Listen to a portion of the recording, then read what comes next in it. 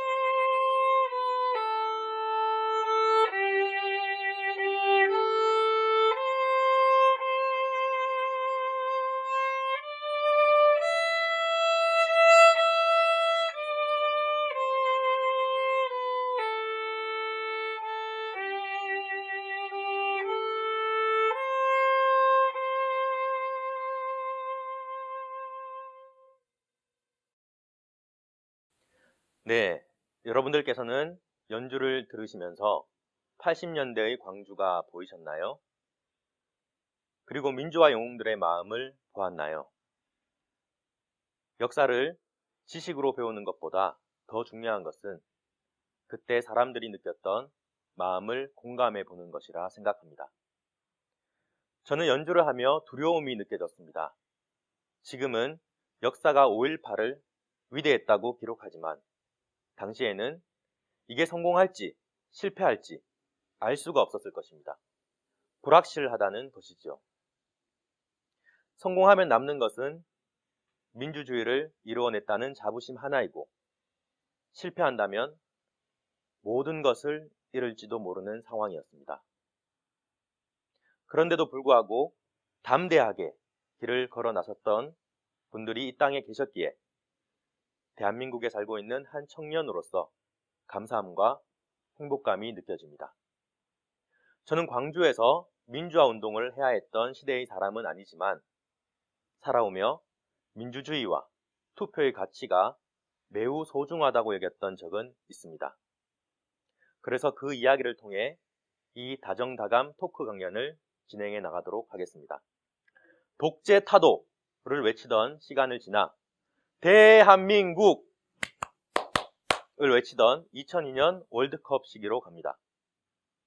당시 저는 고등학교 1학년이었는데요. 많은 사람들이 축구의 열기에 들떠 있을 때 저는 그리 행복하지 못했습니다. 왜냐하면 왕따를 당하고 있었기 때문입니다. 왜 왕따를 당했냐고요? 왕따를 당하는 학생들의 유형은 여러 가지가 있겠지만 저는 너무 적극적인 성격이었습니다.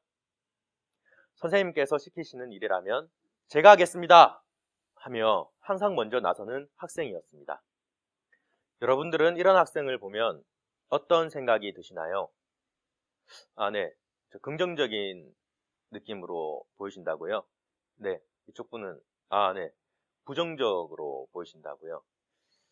안타깝게도 부정적인 여론이 많았습니다. 뭐야, 쟤 왜 저렇게 나대? 더욱이 반에는 일진이라 평가되는 학생들이 학생회 임원이라는 권력까지 달고 교실 분위기를 휘어잡고 있었습니다. 저는 점점 그들의 타겟이 되어갔습니다. 선생님이 계시지 않는 쉬는 시간이면 일진에게 머리채를 잡혀서 교실을 끌려다니거나 폭행을 당하기 일쑤였습니다. 체육 시간에 자율운동을 할 때에는 언제나 혼자였고 수학여행 때에는 어느 조에도 끼일 수가 없었습니다. 담임 선생님께서 여러분들이 원하는 친구끼리 모여서 수학여행 조편성하세요 하고 교실을 떠났을 때 여기저기서 몇몇 학생들의 목소리가 들려옵니다. 누가 최진석이랑 같은 조를 하냐? 저는 그날 저녁 집에 가서 어머니께 말씀드립니다. 어머니, 저 수학여행 안 가면 안 될까요? 학교에 남아서 자습해도 된대요. 그날 저녁 어머니께서는 너무 속상해 하셨습니다. 다른 애들 다 수학여행 간다고 좋아하는데 왜 너만 그렇게 가기 싫어하느냐? 어머니께서는 제가 그렇게 학교 생활을 한다는 것을 모르고 계셨습니다. 왜냐하면 부모님께서 걱정하실까봐 이야기를 전혀 안 했었거든요. 한날은 급식을 먹는데 소화가 되지 않아 인근에 있는 내과를 찾았더니 의사 선생님께서는 검사 결과 아무런 이상이 없다며 신경정신외과에 찾아가 볼 것을 권유했습니다. 그리고 다시 찾아간 병원에서는 신경정신질환이 맞다 라고 판정 내렸습니다. 저는 너무나 분노스러웠습니다. 왜냐하면 문제의 원인을 정확하게 알고 있었기 때문이었습니다. 내가 학교 폭력의 피해를 입지 않았다면 이곳에 올 이유가 전혀 없다는 것을 확신하고 있었기 때문입니다. 어떻게 하면 이를 극복할 수 있을까? 고민한 끝에 제가 찾아낸 해답은 선생님에게 이 사실을 알리는 것이었습니다. 그래서 훌륭한 선생님들과 상담을 통해 용기를 내어 정면 대응하였고 당당히 학교 폭력을 극복할 수 있었습니다. 시간이 지나고 고등학교 2학년이 되었습니다. 공교롭게도 핵심적인 가해 학생이 같은 반이 되었고 다른 반에서도 유명하다는 학생들까지 오게 되었습니다. 반장 선거가 있는 날 일진들은 서로가 서로를 추천하게 되었고 학생들의 한숨 소리는 커져만 갔습니다. 그때 저는 손을 들고 말합니다. 선생님, 제가 반장 선거에 출마하겠습니다. 결과는 저의 당선이었습니다. 많은 학생들이 투표로 심판해낸 것이었습니다. 그리고 그 다음 해에는 그 여론에 힘입어 학생회장에 당선될 수 있었습니다. 제가 여기서 전해드리고 싶은 이야기는 그 당시 급식 시간입니다. 요즘은 학교에 급식소가 많이 발달되어 있어서 급식실에 가서 식사를 하는 경우가 많은데요. 제가 학교 다닐 때에는 당번을 정해서 무거운 식판과 국, 밥, 반찬 등을 직접 옮기고 학생들끼리 배식을 했습니다. 그러다 보니 싸움을 잘하는 학생은 항상 순서를 지키지 않고 먼저 나옵니다. 그리고 맛있는 반찬이 나올 때면 산더미처럼 쌓아서 들고 가버립니다. 그렇게 마지막에 먹는 학생은 항상 반찬이 부족한 현상이 발생했습니다. 반장에 당선이 되자마자 가장 먼저 했던 일은 바로 급식 당번이었습니다. 왜냐하면 이러한 문제점을 막아야겠다는 생각이 들었기 때문입니다. 그리고 학생들을 설득해 나갔습니다. 옳지 않은 일이 일어날 때에는 함께 힘을 합쳐 막아내자고요. 아니나 다를까 제가 반장이 되고 나서도 역시 일진은 순서를 지키지 않고 다가왔습니다. 하지만 과거와 달라진 점이 생겼습니다. 하나, 둘 잘못된 일에 강하게 목소리를 내는 친구들이 생겨났고 결국 그러한 집단적인 요구에 일진들은 순서를 지켜나갈 수밖에 없었습니다. 만약 저 혼자 감당했다면 얼마 가지 못해서 지치거나 밀렸을지도 모릅니다. 하지만 옳지 못하다고 인식하는 많은 학생들의 참여가 있었기에 가능했습니다. 부마 민주항쟁, 5.18 민주화 운동에 비할 바 안 되지만 부당한 힘에 주저하지 않고 목소리를 내었다는 점에서 봤을 때 저에겐 큰 경험이었고 교훈이었습니다. 학생들은 투표로 일진을 뽑기도 했고 그들에게 괴롭힘을 당했던 저를 투표로 일으켜 세워주기도 했습니다. 그러한 선택은 1년이라는 시간을 매우 다른 방향으로 이끌었습니다. 고등학교를 졸업한 이후에도 투표가 중요하다고 느끼게 된 계기는 있었습니다. 어렸을 때 저는 세상은 선한 사람에 의해 돌아간다고 생각했습니다. 어떤 분야에서 높은 자리에 오른 사람 혹은 큰 영향력을 지니고 있는 사람은 대체적으로 선한 사람일 것이라 착각했습니다. 하지만 성인이 되어 사회에 나오고 난 뒤 꼭 그런 것만은 아니라는 것을 경험할 수 있었습니다. 아직도 세상에는 부당한 권력을 행사하는 많은 갑들이 존재합니다. 그리고 그러한 갑의 횡포를 막기 위해 법이 존재합니다. 그리고 그 법을 만드는 사람은 우리가 뽑은 정치인입니다. 여러분, 제가 본 세상은 선한 자에 의해 돌아가는 것이 아니라 강자에 의해 돌아갑니다. 마치 동물의 세계에서 한 마리의 사슴이 한 마리의 양이 설령 선한 성품을 가졌다 할지라도 먹이사슬 관계에서 사자보다 우위를 점할 수 없는 것처럼 사람이 살아가는 세상 역시 강자가 많은 것을 좌지우지합니다. 오랜 시간 흘러온 역사는 그것을 입증하고 있습니다. 하지만 절대 왕권이 통치하던 시대와 다른 점이 있다면 바로 국민이 투표권을 지녔다는 점입니다. 우리에게 주어진 이 당연한 권리는 우리를 강자로 만듭니다. 이 용지 한 장으로 가난한 이웃에게 손을 내밀 수도 있으며 헌법이 명시한 자주적 통일을 이루어낼 수도 있습니다. 투표 한 장의 위력은 강합니다.